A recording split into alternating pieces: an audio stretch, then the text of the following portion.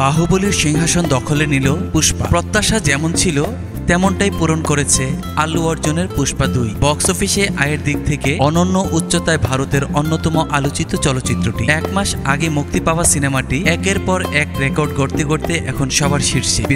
এবার বাহুবলীর ফ্র্যাঞ্চাইজির রেকর্ডও ভাঙল পুষ্পা ফ্র্যাঞ্চাইজি। পুষ্পা 2 এখন ভারতীয় বক্স অফিসে শীর্ষ আয়কারী সিনেমা, পেছনে ফেলেছে বাহুবলী 2কে। মুক্তির 32 দিনের মধ্যে বিশ্বজুড়ে বক্স অফিসে আল্লু অর্জুন অভিনীত পুষ্পা 2 মোট 1331 কোটি টাকা আয় করে ফেলেছে। অন্যদিকে ভারতে সেই আয়ের পরিমাণ 1438 কোটি টাকা। আর এটার হাত ধরেই আল্লু, রাশমিকা এবং ফাহাদের সিনেমাটি টপকে গেল এস রাজামৌলির বাহুবলী 2কে। আগে গত 8 বছর ধরে এই জায়গা ধরে রেখেছিল প্রভাস, রানা দাগ্গুবাটি, আনুষ্কা শেঠি অভিনীত বাহুবলী 2। সুকুমার পরিচালিত পুষ্পা 2তে পুষ্পার ভূমিকায় অভিনয় করেছেন আল্লু অর্জুন, আরও অভিনয় করেছেন রাশমিকা মান্দানা, ফাহাদ ফাসিল। পরপর 2টি সফল কিস্তির পর সিনেমাটির 3য় কিস্তির আসার ঘোষণা দেয়া হয়েছে।